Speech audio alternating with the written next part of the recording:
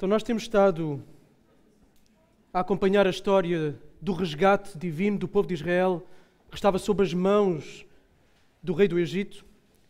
E na fase em que nós nos encontramos atualmente no livro de Êxodo, a opressão egípcia já era só parte da história, já era só uma memória.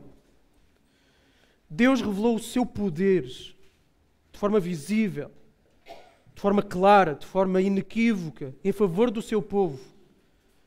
Através das 10 pragas, através do milagre que abriu o mar no meio e que permitiu que o povo passasse em segurança.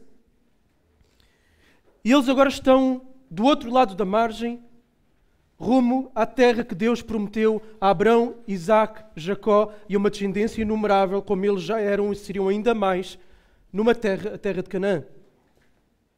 Agora, essa jornada, como nós já temos vindo a falar também nas últimas vezes, essa jornada é muito mais do que uma viagem por desertos, por montes.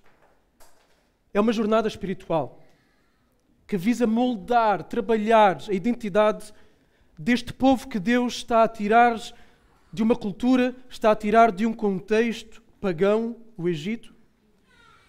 E Deus, nesta jornada espiritual, irá revelar de forma cada vez mais clara quem Ele é e qual a sua vontade. E nós temos visto que um dos temas principais do livro de Êxodo é a autorrevelação de Deus. É Deus se revelar.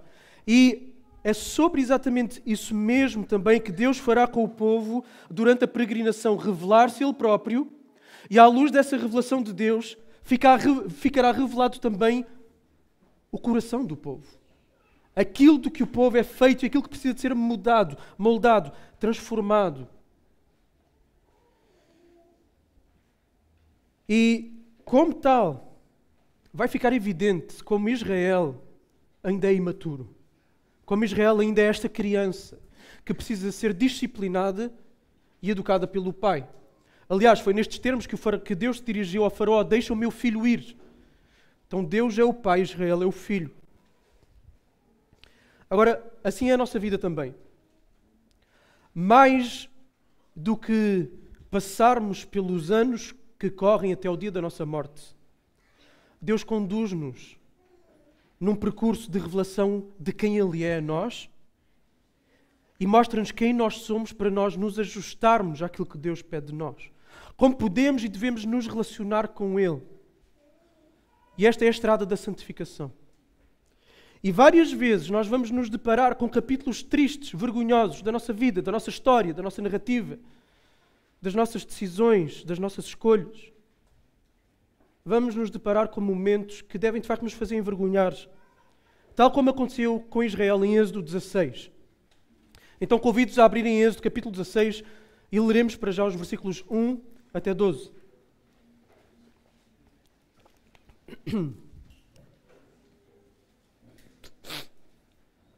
E diz assim: depois que partiu de Elim, toda a comunidade dos israelitas chegou ao deserto de Sim, que fica entre Elim e Sinai, no dia 15 do segundo mês depois que saíram da terra do Egito.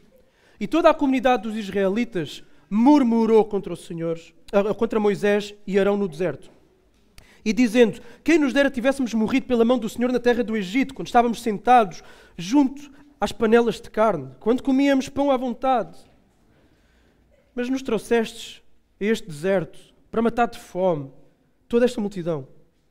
Então o Senhor disse a Moisés: farei que do céu vos chova pão. O povo sairá e colherá diariamente a porção para cada dia, para que eu o prove e veja se anda ou não conforme a minha lei. E para quem sublinha versículos, sublinha o versículo 4, porque este é central no nosso texto. 5.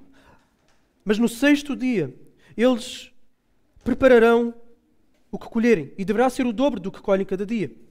Moisés e Arão disseram a todos os israelitas: esta tarde sabereis que foi o Senhor quem vos tirou da terra do Egito. E amanhã vereis a glória do Senhor, pois Ele ouviu as vossas murmurações contra o Senhor. Pois quem somos nós para que murmureis contra nós? Moisés disse ainda: isso acontecerá quando o Senhor vos der carne para comer à tarde, e pela manhã pão à vontade. Porque o Senhor ouviu as vossas murmurações contra Ele. E quem somos nós? As vossas murmurações não são contra nós, mas contra o Senhor. Depois disso, Moisés falou a Arão: diz a toda a comunidade dos israelitas: apresentai-vos diante do Senhor, porque Ele ouviu as vossas murmurações. E quando Arão falou a toda a comunidade dos israelitas, estes olharam para o deserto, e a glória do Senhor apareceu na nuvem. Então o Senhor falou a Moisés: tenho ouvido as murmurações dos israelitas. Diz-lhes: à tarde comereis carne, e pela manhã tereis pão à vontade, e sabereis que eu sou o Senhor, o vosso Deus. Até aqui. Então os israelitas tinham estado num verdadeiro resort. Tinham estado num tempo de refrigério e de descanso várias semanas, com palmeiras, com fontes. Na verdade, foram 12 fontes, 70 palmeiras, e estiveram lá várias semanas. Depois de terem matado a sede que tinham, com água fresca, de ter desfrutado da bela sombra das palmeiras. Mas a viagem rumo à Terra Prometida tinha que continuar, porque a vida não é só feita de resorts. Então partiram de Elim e foram até o deserto de Sim, que fica entre Elim e Sinai. Isto 1 mês e 15 dias depois de terem saído do Egito. Então já se passou 1 mês e 15 dias, estão no 2º mês. Agora, eles podiam ter o coração cheio de alegria, a transbordar de alegria por causa do livramento que Deus lhe tinha dado, pela água fresca, saciante que tinham bebido. Podiam estar assim. Podiam, não podiam, mas não estavam. Voltaram a fazer o quê? A murmurar. Já tinham reclamado da primeira vez que Moisés, lá atrás, logo no início, tinham reclamado da primeira vez que Moisés foi ter com o faraó para pedir que o povo saísse, para deixar o povo ir embora, e Moisés disse: mais trabalho. E eles foram reclamar com Moisés. Primeira reclamação. Depois, no Mar Vermelho, quando estavam diante do mar, completamente vulneráveis, desprotegidos, ao verem o exército do faraó se aproximar, eles reclamaram uma vez mais. E mesmo depois de todo o livramento, pragas, mar aberto ao meio, exército mais poderoso do mundo destruído pelas águas do Mar Vermelho, eles chegam a um lugar onde têm sede e a água que encontram é água amarga. E o que é que eles fazem? Reclamam, murmuram. Então eles estavam no 2º mês da sua jornada, 2º mês, 45 dias, e murmuram outra vez. 4 murmurações nacionais, porque o texto diz-nos que foi geral. Não foi um grupo de dissidentes, não foi uma facção, não foi os protestantes do lugar, ok? Foram todos, a nação inteira, a quarta vez em 45 dias. E do que é que reclamam agora? Fome. Mais ou menos, já vamos ver. Então eles chegaram ao ponto de dizer, vejam só, que preferiam ter morrido no Egito, sob a mão do faraó, porque lá tinham comida com fartura, lá tinham panelas de carne, de picanha, de maminha, de acém, de filé, e podemos continuar. Não podemos, senão vocês vão ficar com fome. Agora, existe aqui uma distorção do passado e uma distorção do presente, e isso é importante. É verdade que eles podiam ter carne no Egito, é. Agora, em Êxodo 2:23, nós vamos encontrá-los não com uma atitude de é super bom estar no Egito e encher a nossa barriga de carne. Não. Eles estavam a lamentar-se, Êxodo 2:23, depois de muitos dias, o rei do Egito morreu e os israelitas continuavam gemendo debaixo da escravidão. Então clamaram, e o seu clamor, por causa da sua escravidão, subiu a Deus. Eles gemiam. Mas eles esqueceram-se disso. E agora estão a dizer que a realidade do passado, face àquele momento do presente, era melhor como estava lá atrás. Eles tinham uma visão distorcida do passado. Agora, simultaneamente, não é verdade que eles não tinham nada que comer no deserto. Eles tinham com eles o quê? O que é que eles trouxeram? O que é que saiu com eles, além deles, da esposa e dos filhos?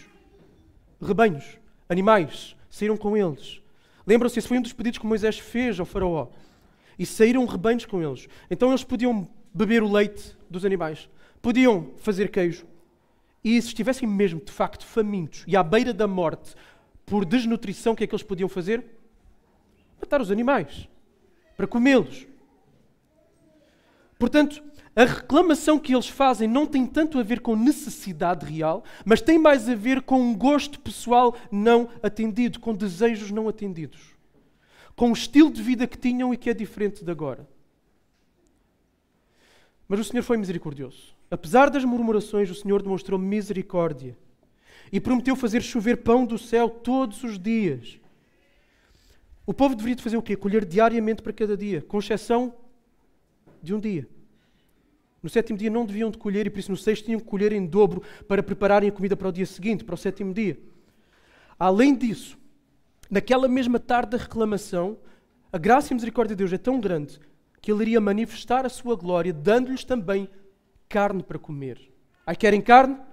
Tomem carne. E depois na manhã seguinte mostraria a sua glória, assim como em todas as manhãs mostraria a sua glória, dando pão do céu.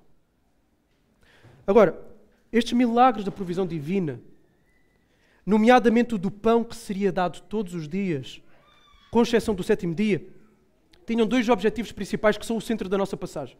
São o centro da nossa perícope. Ainda vamos ver o resto, mas aqui está o centro, aqui reside o centro. Então, dois objetivos em Deus dar o pão diariamente. Além do cuidado do povo. Primeiro, provar a obediência do povo à lei do Senhor. O próprio Deus diz isso no versículo 4. O Senhor diz isso a Moisés. Haveria regras para se lidar com a provisão de Deus. E essas regras, a obediência a elas ou não, testaria o quanto eles confiavam na palavra de Deus ou não. Primeiramente, no 6º dia, eles deveriam colher apenas o suficiente. Primeiramente, com exceção do 6º dia, eles deviam colher o suficiente para cada dia, para o próprio dia. Nada mais do que isso. Se colhessem mais do que o suficiente ou se guardassem para o dia seguinte, estariam a demonstrar falta de fé. Não estariam a obedecer a Deus. Por outro lado, no 6º dia, deveriam aí sim colher em dobro, confiando que Deus iria cuidar deles, mesmo no dia em que não haveria maná para colher. Então, primeiro, Deus quer testar a obediência do povo, àquilo que Ele diz. Segundo objetivo, revelar-se a si mesmo. Lembrem-se, este é um tema. A autorrevelação de Deus. Deus revelou-se a Moisés na sarça, eu sou o que sou.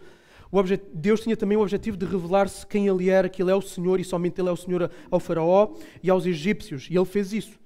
E Ele quer fazer o mesmo com o seu povo, com Israel. E o Senhor já havia então revelado o seu poder nas pragas, nos juízos sobrenaturais contra os egípcios. Agora demonstraria o seu cuidado provedor milagroso a fim de conduzir o seu povo, o povo da promessa, a descendência dos patriarcas, até a terra da promessa. E para reforçar essa revelação, Deus vai se revelar numa nuvem em glória. Naquela mesma tarde, daria a carne e no dia seguinte daria maná. Revelações da glória de Deus. Na nuvem, dando carne e dando diariamente o pão de cada dia. Então Deus está a revelar-se. Deus quer revelar-se para que eles saibam que Deus é o Senhor. Agora vamos ler o restante do capítulo, em que veremos a provisão milagrosa de Deus chegar ao povo e ver o teste, a prova. Deus disse que era para provar. Vamos ver o teste, como vai correr, como eles vão reagir à provisão de Deus. Versículos 13 até 36. E aconteceu que à tarde surgiram codornizes que cobriram o acampamento. E pela manhã havia uma camada de orvalho ao redor do acampamento. Quando a camada de orvalho evaporou, havia uma coisa fina e arredondada na superfície do deserto, semelhante a flocos de geada que caem sobre a terra. Quando a viram, os israelitas disseram uns aos outros: "Que é isto?" Porque não sabiam o que era. Então Moisés disse-lhes: "Este é o pão que o Senhor vos deu para comer. Foi isto que o Senhor ordenou, cada um recolherá dele conforme o que consegue comer. Um homer por cabeça, segundo o número de pessoas. Cada um recolherá para os que estão na sua tenda." E assim os israelitas fizeram. Alguns deles recolheram mais e outros menos. Quando, porém, o mediam com o homer, nada sobrava ao que recolhera muito, nem faltava ao que recolhera pouco. Cada um recolhia tanto quanto conseguia comer. Moisés lhes disse também: "Ninguém deixe dele para a manhã seguinte." Mas alguns deles não deram ouvidos a Moisés e deixaram um pouco para o dia seguinte. Entretanto, ele criou bichos e cheirou mal. Por isso Moisés indignou-se contra eles. Eles o recolhiam pela manhã, cada um conforme o conseguia comer, pois ele derretia com o calor do sol. 22. Mas no 6º dia recolheram o dobro, 2 hómeros para cada um. Então todos os líderes da comunidade foram e contaram isso a Moisés. E ele lhes disse: "Foi isto que o Senhor vos disse. Amanhã é dia de descanso, sábado santo ao Senhor. Assai no forno o que quiserdes assar e cozinhai em água o que quiserdes cozinhar. E tudo o que sobrar separai-o e guardai para a manhã seguinte. E eles o guardaram até a manhã seguinte, como Moisés havia ordenado. E não cheirou mal, nem criou bicho algum. Então Moisés disse, comei-o hoje, porque hoje é o sábado do Senhor. Hoje não o achareis fora do acampamento. 6 dias recolhereis, mas o 7º dia é o sábado, nesse dia não haverá. Aconteceu, porém, que no 7º dia alguns do povo saíram para recolhê-lo, mas não o acharam. Então o Senhor disse a Moisés, até quando recusareis guardar os meus mandamentos e as minhas leis? Então vejam como este versículo se conecta com o versículo 4. Okay? Vede que o Senhor vos deu o sábado. Por isso no 6º dia Ele vos dá pão para 2 dias. Fique cada um no seu lugar, ninguém saia do lugar no 7º dia. Então o povo descansou no 7º dia. E a casa de Israel deu-lhe o nome de Maná. Era branco como semente de coentro e tinha o sabor do bolo de mel. E Moisés disse, o Senhor ordenou, enchereis dele um homer, que será guardado para as vossas gerações, para que elas vejam o pão que vos dei para comer no deserto, quando vos tirei da terra do Egito. E Moisés disse a Arão, pega numa vasilha, põe nela um homer de maná e coloca diante do Senhor, para que seja guardado para as vossas gerações. E Arão colocou diante do testemunho, para ser guardado, como o Senhor havia ordenado a Moisés. Os israelitas comeram maná durante 40 anos, até que chegaram a uma terra habitada, até que chegaram aos limites da terra de Canaã. Um homer é 1/10 parte de um efa. Então, nos versículos 13 e 14, se observarem, nós vemos o relato de como Deus cumpriu o que tinha prometido. Uma provisão milagrosa para revelar a glória dele, para se revelar a Israel. Ele desceu sobre a comunidade de Israel com provisão. À tarde tiveram codornizes, na manhã seguinte tiveram o maná, que é descrito aqui como sendo branco como uma semente de coentro. Não sei se já viram as sementes de coentro, redondinhas, pequenininhas, e tinham o sabor de bolo de mel. Devia ser bom. Os israelitas nunca tinham visto maná. Primeira vez que vêem maná. Portanto, não era algo que fosse habitual. É algo sobrenatural. É uma provisão milagrosa. Eles não sabiam o que era. Moisés teve que explicar. Teve que explicar o que é que era e teve que explicar como é que eles deviam lidar com essa provisão de Deus. O pão que o Senhor estava a dar devia ser colhido de acordo com a quantidade suficiente para cada família. Ou seja, para as pessoas que moram dentro de uma tenda, por cabeça. E por cabeça devia ser recolhido cerca de 2 litros. Ok? Pensem numa garrafa de Coca-Cola de 2 litros, uma garrafa por cada pessoa. Todos iam ter o que precisavam. Uns recolheriam mais, outros recolheriam menos, consoante a tenda, consoante a família, consoante o número de pessoas, de forma que não faltava nada a quem tinha mais, quem tinha menos, não sobrava a quem tinha mais, tudo de acordo com o número de pessoas de cada família. Agora, espantosamente, ou nem tanto, houve aqueles que não demonstraram crer na promessa do cuidado e da provisão de Deus. Porquê? Houve aqueles que tiveram medo de não terem no dia seguinte. E então procuraram guardar uma parte do maná para terem a certeza, vá lá não fosse aparecer o maná, para terem a certeza de que teriam que comer. Então não creram na provisão de Deus. O que é que aconteceu com o maná?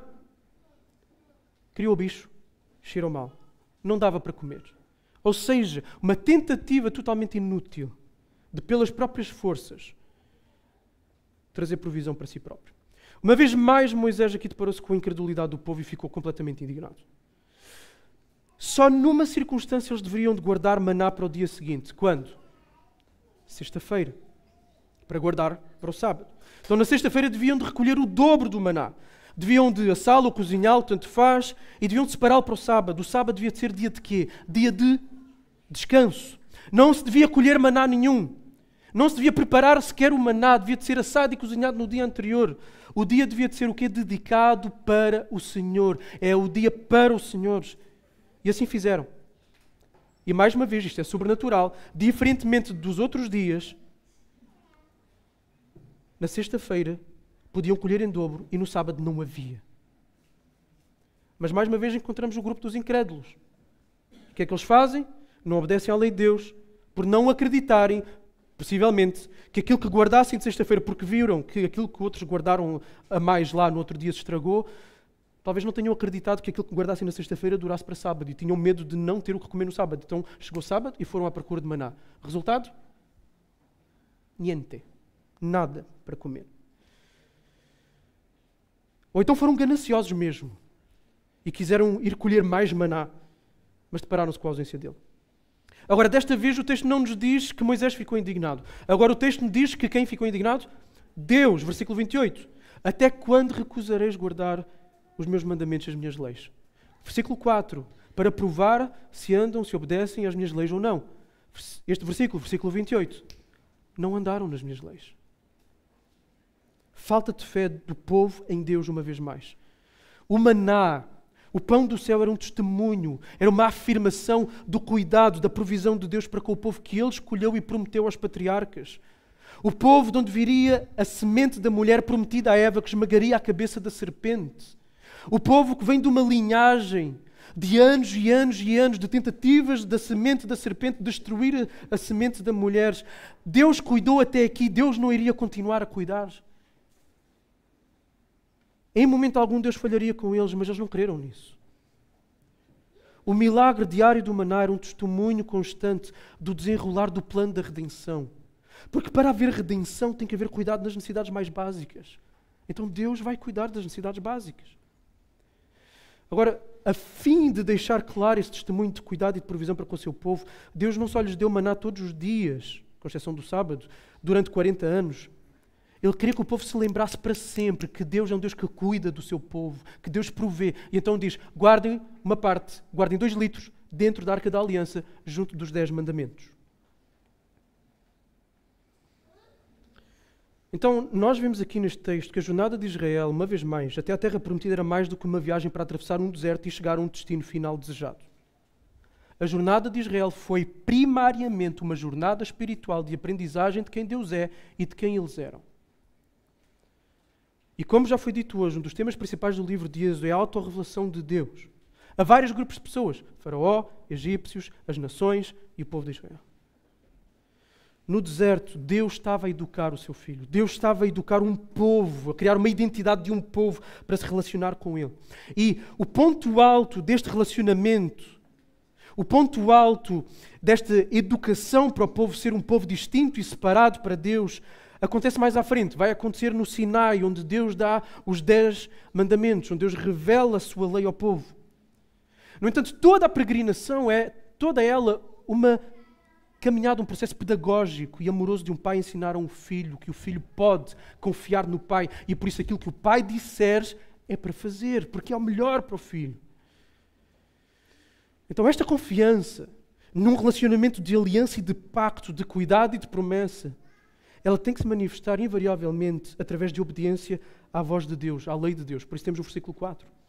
Essa confiança seria várias vezes, como foi no texto de hoje, colocada à prova. Deuteronômio 8, que é um texto que vamos usar várias vezes e que eu já usei e vou usar outra vez aqui uma parte. Deuteronômio 8, que é quando o povo de Israel está prestes a entrar na terra prometida e Moisés faz um recap, olha para trás e faz um resumo do passado. E ele diz assim ao povo: e te lembrarás de todo o caminho pelo qual o Senhor teu Deus tem-te conduzido durante estes 40 anos no deserto, a fim de te humilhar e de te provar, para saber o que estava no teu coração, se guardarias ou não os teus mandamentos. Vejam o eco que faz, com o versículo 4. Sim, Ele te humilhou, te deixou ter fome e te sustentou com o maná, que nem tu nem os teus pais conheciam, para que entendesses que o homem não vive só de pão, mas tudo o que sai da boca do Senhor, ou seja, da lei do Senhor, da vontade do Senhor. Disso vive o homem, versículos 1 a 3. O versículo 5 vai dizer: saberás no coração que o Senhor, o teu Deus, te corrige, assim como um homem corrige o filho. E depois, os versículos 16 a 18, capítulo 8 de Deuteronômio: e te alimentou no deserto com maná, que os teus pais não conheciam, a fim de te humilhar e te provar, para mais tarde te fazer bem. Portanto, não digas no teu coração: a minha força e fortaleza da minha mão adquiriram para mim estas riquezas. Pelo contrário, tu te lembrarás do Senhor, o teu Deus, porque é Ele quem te dá força para adquirir riquezas, a fim de confirmar a sua aliança, o seu relacionamento que jurou a teus pais, como acontece hoje. Deus, neste capítulo 16 de Êxodo, revelou a sua força e provisão miraculosa, cuidadora para com o seu povo. Assim como revelou misericórdia uma vez mais no seu caráter, revelou paciência diante das murmurações, diante da incredulidade do povo. E o coração do povo revelou o quê? Ou pelo menos de alguns desta vez: incredulidade. Falta de confiança na palavra, na voz que sai da boca do Senhor. E essa fé, essa falta de fé na voz de Deus manifestou-se de algumas formas no nosso texto de hoje, que já vamos ver. Agora, esta incredulidade do povo de Deus é destacada, e aqui entramos naquilo que vimos na nossa aula da escola dominical. Por isso, não faltem às aulas de escola dominical, elas são extremamente importantes para nós interpretarmos as Escrituras. Então, nós vamos encontrar uma outra pessoa a interpretar este texto de Êxodo 16 e a destacar qual é o ponto de Êxodo 16, que é o salmista, por exemplo, no Salmo 78, em que ele vai afirmar nesse salmo vários momentos da vida do povo de Israel em que eles demonstram incredulidade e infidelidade. E vejam, esse salmo é gigante, tem 72 versículos, exatamente proporcional à infidelidade do povo. E um dos episódios mencionados pelo salmista é o do maná. Ele diz assim, nos versículos 17 e 18 e depois 22 a 25. Continuaram a pecar contra ele, rebelando-se contra o Altíssimo no deserto. Provocaram a Deus no coração, pedindo comida segundo o seu próprio gosto. Então não era fome, era gosto. Lembram-se, falámos nisso. Não creram em Deus, nem confiaram na sua salvação. Contudo, ele ordenou às altas nuvens e abriu as portas dos céus. Fez chover maná sobre eles para que comessem e deu-lhes cereal dos céus. E cada um comeu o alimento dos poderosos. Mandou-lhes comida com fartura. Nós também estamos numa jornada até que Jesus nos chame e nos venha buscar. Nós fomos libertos da escravatura opressora do pecado. Nós atravessámos em segurança o mar do pecado e da morte pelo sacrifício de Jesus Cristo e chegámos à margem da justificação, declarados justos, feitos filhos de Deus. E agora estamos numa peregrinação até chegarmos à glorificação, até Jesus voltar ou nos chamar. E esse período é o período da santificação. É exatamente esse processo de nós sermos separados, de nós sermos colocados de uma vida de pecado para uma vida consagrada a Deus, em que ouvimos a voz de Deus, em que aprendemos de que nós vivemos é daquilo que Deus diz. Obedecemos aos seus mandamentos. E reparem, tal como os israelitas, nós não somos salvos por obedecermos aos mandamentos de Deus. Nós somos salvos para obedecer aos mandamentos de Deus. Israel foi-lhes dado estatutos e normas, como vimos no capítulo anterior, e será dado muito mais ao longo deste capítulo, depois de terem sido libertos do jugo opressor. A mesma coisa na nossa salvação. Nós não fazemos coisas para ser salvos, nós obedecemos àquilo que Deus pede, porque nós somos salvos. E esta peregrinação pelo deserto é a escola onde nós estamos matriculados, para aprendermos a obedecer ao Senhor. E uma das lições principais que devemos de aprender é que se Deus nos salvou, e prometeu levar até à glorificação, então isso significa que Ele nos fará chegar lá e que Ele nos dará tudo aquilo que Ele sabe que nós precisamos para lá chegar. Agora, algo fundamental para o bem-estar da nossa fé, para a vitalidade do nosso coração, algo que nós devemos aprender, é que, como eu disse, Ele nos vai dar aquilo que precisamos, não aquilo que nós achamos que precisamos.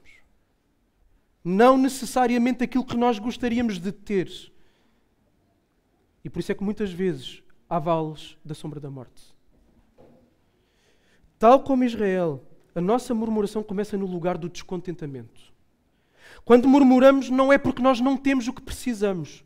É porque nós não gostamos do que temos em mãos e porque não temos em mãos aquilo que gostaríamos de ter. E como nós vimos da outra vez, não há mal nenhum em estar-se numa circunstância e desejar que ela fosse diferente, lamentá-la, orar para que ela mude. Vemos isso nos Salmos várias vezes e de forma bastante intensa, com o coração rasgado. O ponto está na atitude. Vejam, Jesus pediu no jardim do Getsémani, se for possível, passa de mim este cálice. Mas qual é a atitude? Não se faça a minha vontade e sim a tua. A murmuração pressupõe sempre uma atitude de rebeldia, que despreza a bondade de Deus, não sabe ver a bondade de Deus nas coisas que se tem e despreza as promessas de Deus, de que Deus cuida, de que Deus provê.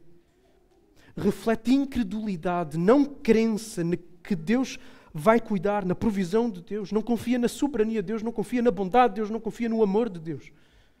Murmuração é isso. E a murmuração, tal como aconteceu com Israel e acontece no coração do ser humano, sempre distorce o passado. Sempre minimiza o que estava mal lá atrás a ponto de termos saudades de como era antes. E maximiza o que está mal no presente para nos fazer esquecer daquilo que Deus já nos tem dado hoje. A murmuração dá uma visão distorcida. A murmuração é terra de ninguém. A murmuração é utópica.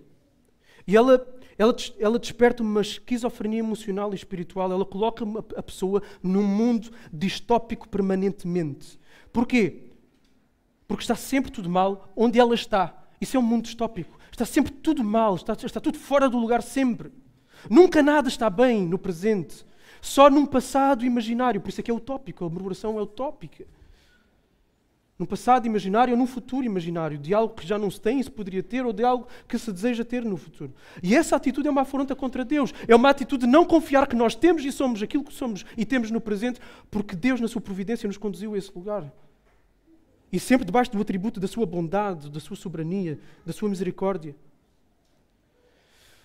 Agora, ainda assim Deus é muito paciente connosco. Muito misericordioso connosco. E Deus derrama bênçãos e cuidado sobre nós, apesar das nossas murmurações, tal como derramou o pão do céu no deserto para cuidar do seu povo. Só que é aí que o nosso coração é provado. É aí que o nosso coração é testado. Tal como foi o do povo. Por um lado, Deus revelou a sua glória na provisão miraculosa e diária ao dar pão do céu, e simultaneamente revelou o que estava no coração de alguns do povo. E o que é que se provou estar no coração de alguns? Que viviam mais do pão do que aquilo que sai da boca de Deus. A sua lei, os seus mandamentos, a sua voz. O que é que se provou do coração de alguns deles? Que viviam mais em função daquilo que é da terra do que daquilo que é do céu. Agora, o que é que se prova dos nossos corações? Deus, apesar, muito, apesar de nós, dá-nos tudo o que precisamos. Jesus ensinou-nos até nós a orarmos pelo pão nosso de cada dia. O pão nosso de cada dia dá-nos hoje. Mateus 6:11. Jesus ensinou-nos também no Sermão do Monte a não ficarmos preocupados, ansiosos com o que comer ou com o vestir, porque somos seus filhos. Os gentios, os pagãos, é que são órfãos, não têm pai, que é Deus. Nós temos um pai que sabe do que precisamos e cuidará de nós. Mateus 6, 25-34, o Bruno leu esse texto. Meus irmãos, se nós não tivéssemos o que comer, se nós não tivéssemos o que vestir, não estaríamos aqui nesta manhã. Se alguém não tivesse roupa, não vinha para aqui nu, de certeza. E se alguém não tivesse o que comer, já teria desfalecido, não estaria aqui. Deus tem-nos dado comida e roupa, seja pela capacidade que nos dá de podermos trabalhar, ou seja pela generosidade de terceiros. Deus nos dá. Se estamos aqui nesta manhã porque temos tido o suficiente. E, na verdade, para sermos honestos, a maior parte de nós tem muito mais do que suficiente. Por outras palavras, Deus tem-nos revelado a sua glória. Deus tem-se revelado a nós. Podemos não ver a glória de Deus numa nuvem, mas nós vemos a sua glória no seu cuidado amoroso diário para conosco. Paciente, constante, nos processos diversos que Ele usa para cuidar de nós. E vejam isto, é quando nós deixamos de ver a glória de Deus nas coisas diárias que começamos a perder o contentamento e a alimentar a murmuração. É quando nós deixamos de ver a glória de Deus nas coisas diárias que começamos a alimentar a murmuração e o descontentamento. O que Deus nos tem dado, quando estamos nesse lugar, o que Deus nos tem dado perde o brilho e os nossos olhos começam a ser atraídos por aquilo que Deus não nos tem dado, a ponto de nós darmos o peso que é a glória. Glória significa peso, literalmente, para nós darmos o peso que não deveríamos a essas coisas. E aí nós estamos na casa do descontentamento e da ingratidão. Deus tem sido bom connosco, muito além do que merecemos, e nós reclamamos com a maior das facilidades. O Senhor tem-se revelado a nós como extraordinariamente gracioso por todas as bênçãos que nos tem dado, seja comida, cuidados de saúde, bens materiais, carreira profissional. Deus tem sido bom. Mas nós, na nossa cultura portuguesa, gostamos de sempre ver aquilo que está mal. E no nosso coração enganoso, pecaminoso, com o velho homem ainda, muitas vezes, a dominar os nossos impulsos, vemos aquilo que está mal. Agora, igualmente verdade é que não poucas vezes, diante dessas bênçãos, fica provado que o nosso coração não confia na palavra que sai da boca de Deus, tal como aconteceu com Israel no deserto. No deserto, houve aqueles que não confiaram na provisão divina e desobedeceram à orientação de Deus de guardarem maná para o dia seguinte, quando não era para fazerem. E houve também aqueles que não confiaram que não haveria maná e por isso desobedeceram ao irem procurar maná no sábado. De uma forma ou de outra, eles não confiaram em Deus. Em nenhum dos contextos. A desobediência deles em guardarem quando não deviam e em não guardarem quando deveriam revelou falta de confiança em Deus. Eles foram provados e revelou-se que não andaram na lei de Deus. Deus deu orientações específicas, claras, mas eles não obedeceram, porque não confiaram.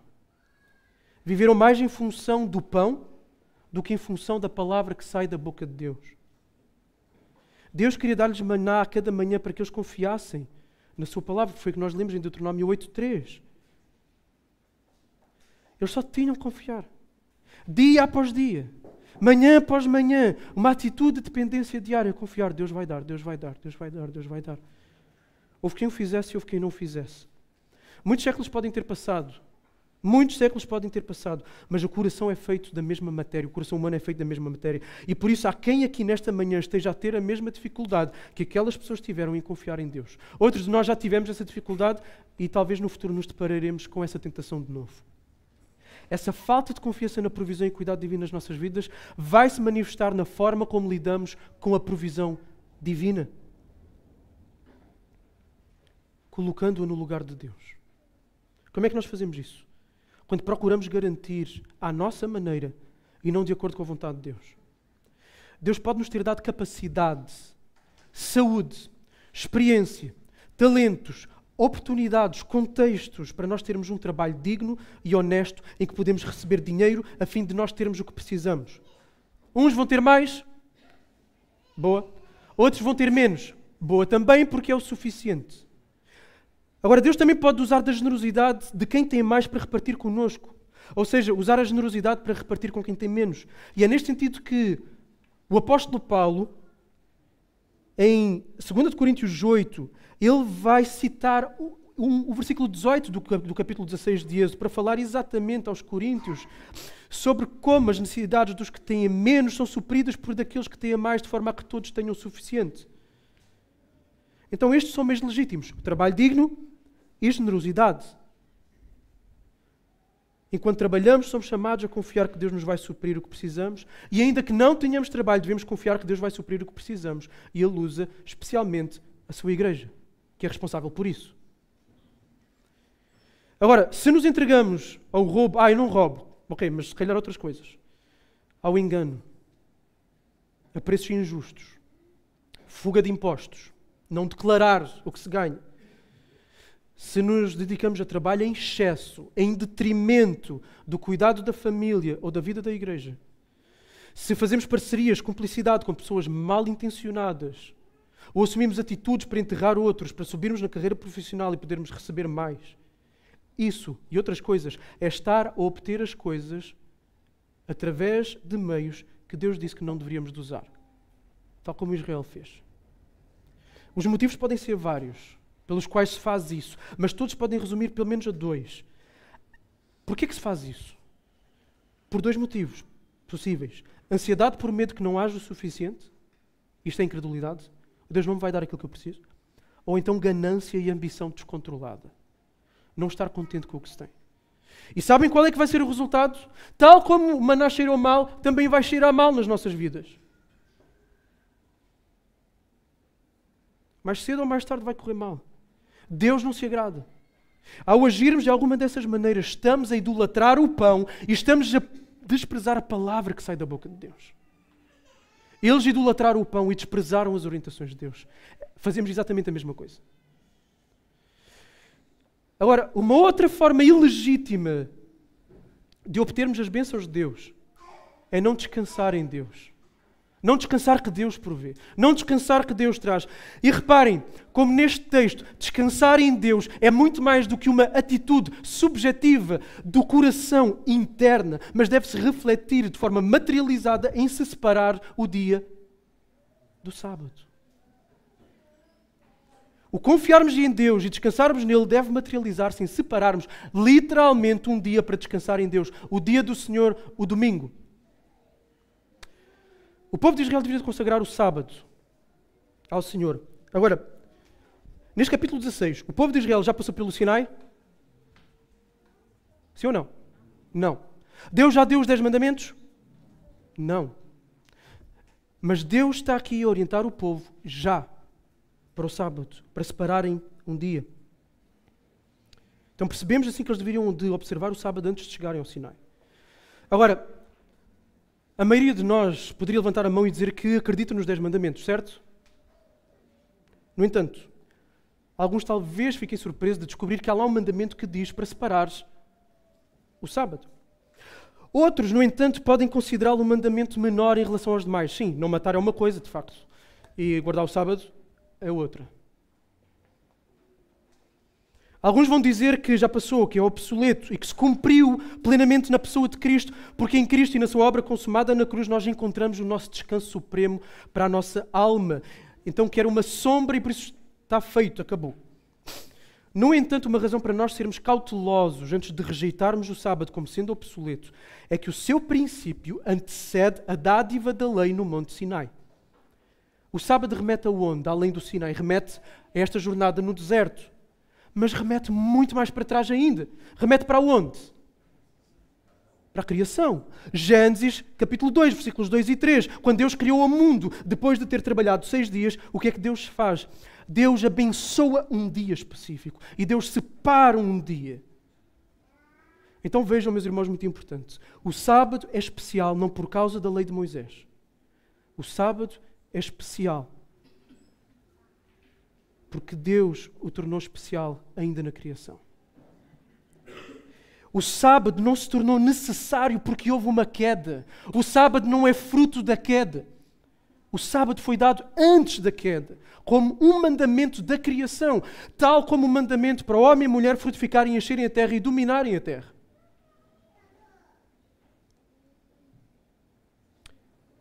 E, se o sábado não se limita apenas ao Sinai, que é dado para um povo específico, numa aliança específica, que são os judeus, mas foi dado na criação, o sábado é para quem? É para toda a humanidade. Judeu, cristão, ateu, muçulmano, todo o ser humano deve guardar o sábado. Da mesma forma que todo o ser humano não deve mentir, deve de obedecer pai e mãe, não deve de usar o nome de Deus em vão. Há muitas razões para nós hoje termos dificuldade em guardarmos o sábado. Uma delas é a pressão cultural, em que já não se reconhece o domingo como um dia especial para descanso e adoração na sociedade secular. Outra razão é a nossa própria arrogância, idolatria, incredulidade, em que preferimos fazer as coisas à nossa maneira e não à de Deus, porque temos medo de que vai faltar se não trabalharmos. E existe ainda o medo de, se eu começar a guardar o sábado eu vou estar a ser legalista. Porquê? Por causa de alguns que colocam listas infindáveis de regras sobre o que se pode e o que não se pode fazer no dia do Senhor. Tal como aconteceu com os fariseus no tempo de Jesus, em que Jesus tem que explicar, olha, meus amigos, o sábado foi feito para o homem, é para benefício do homem, é para o bem do homem, não é o sábado para ser um fardo que esmaga o homem. Então é para a bênção da humanidade. Ok? Logo vamos nos aprofundar no sábado quando chegarmos aos 10 mandamentos. Agora, o presente do sábado, temos que deixar isto claro, não era somente para Israel no passado, mas é uma bênção que se nós não usarmos, perdemos a bênção daquilo que é guardar o sábado. Deus dá o sábado para a igreja. Agora, existem continuidades e descontinuidades em relação ao sábado do Antigo Testamento. Uma das descontinuidades está relacionada ao próprio dia. O sábado do Antigo Testamento era o 7º dia. No entanto, o dia de adoração e descanso no Novo Testamento é o quê? É o primeiro dia. Porquê? Porque no primeiro dia Jesus ressuscitou. Ele é o nosso descanso. Ele ressuscitou no domingo. Paulo vai dizer para eles juntarem as ofertas e levarem as ofertas no primeiro dia da semana, que é o dia do Senhor. João vai dizer isso também em Apocalipse, capítulo 1, versículo 10. O sábado no Antigo Testamento lembrava o êxodo, lembrava a criação, mas também apontava para a frente. Era uma sombra de um descanso que seria dado através do Messias, Jesus Cristo. Então, todos que creem em Cristo encontram descanso para as suas almas, entram no descanso de Deus. Não precisam de trabalhar para ter uma justiça que jamais vão conseguir alcançar pelas suas obras. Jesus alcançou descanso para a minha alma. Agora, hoje, quando nós celebramos o sábado cristão, que é o domingo, o dia do Senhor, nós continuamos a olhar para o passado, mas também há um certo sentido que ainda não está completo. Ok? Faz sentido? Porque nós olhamos para a frente, para o quê? Para a segunda vinda de Jesus. Para o descanso consumado. Para o derradeiro descanso. Então guardamos um dia de descanso, aguardando o grande descanso. Então observar o dia do Senhor é algo para nós hoje em dia. Separarmos o domingo nas nossas agendas. Prepararmos o nosso coração no dia anterior para o domingo. Pausando o nosso trabalho para olharmos para Cristo é nós darmos o maior e o melhor descanso à nossa alma. Vir à igreja, ouvir o Evangelho é descanso para a nossa alma. É refrigério para a nossa alma. E parar no domingo é descanso para o nosso corpo também. Espiritualmente somos saciados pelo Evangelho junto com a igreja local. E fisicamente, psicologicamente, emocionalmente, quebramos a rotina, obtemos refrigério e preparamos para um novo ciclo de semana que vai se recomeçar.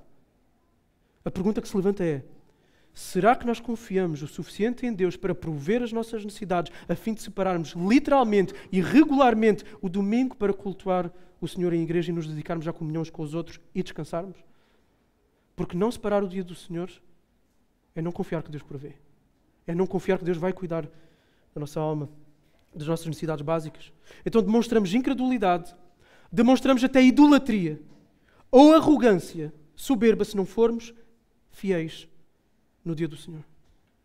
Ao não observar o dia do Senhor, eu estou a afirmar que eu preciso de desobedecer a Deus a fim de obter aquilo que Deus prometeu-me dar. Isso faz algum sentido?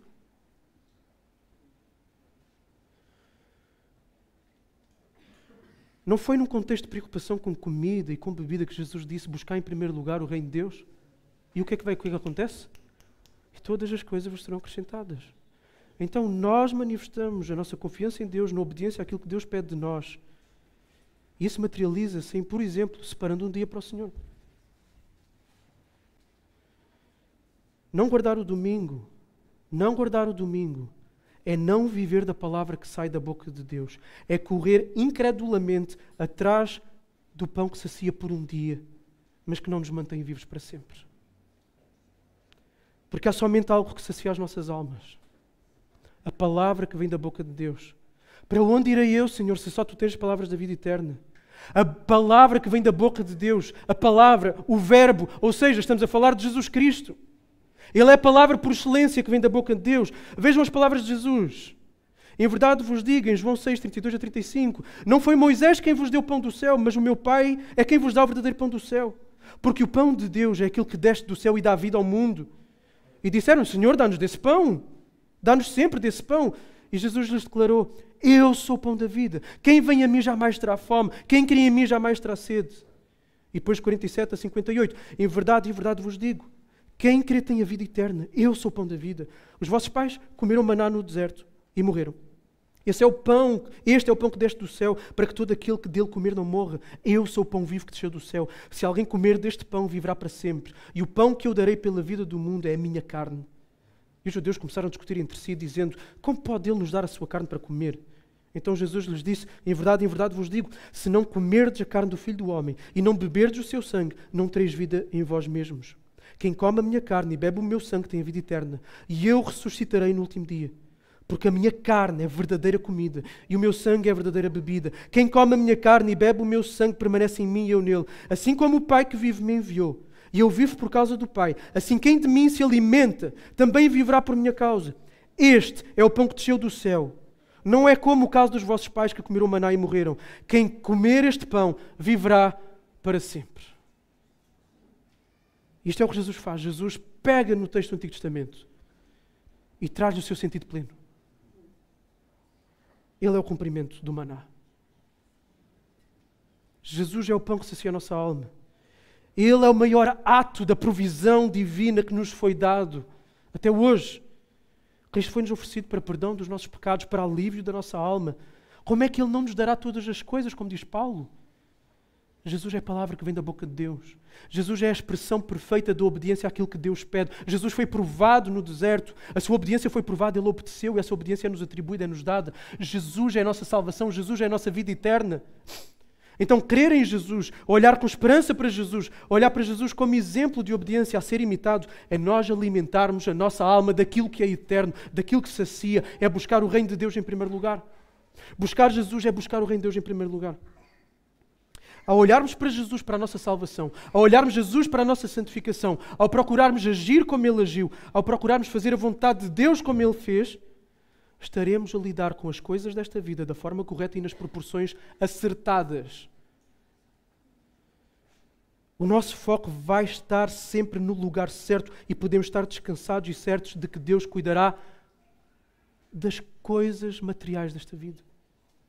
Daquilo que Ele sabe que nós precisamos. Dando-nos o suficiente de acordo com a sua vontade. E sabem, sendo Jesus este pão que nos é dado, uma das principais formas em que nós nos alimentamos deste pão que sacia é fazendo o quê?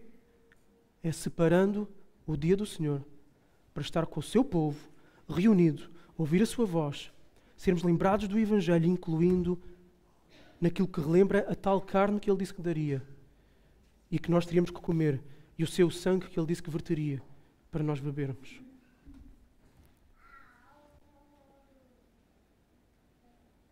Ao separarmos literalmente o domingo, nós estaremos a demonstrar de forma prática e concreta que a voz de Deus é mais importante, que confiamos que Ele cuidará de nós para aquilo que precisamos.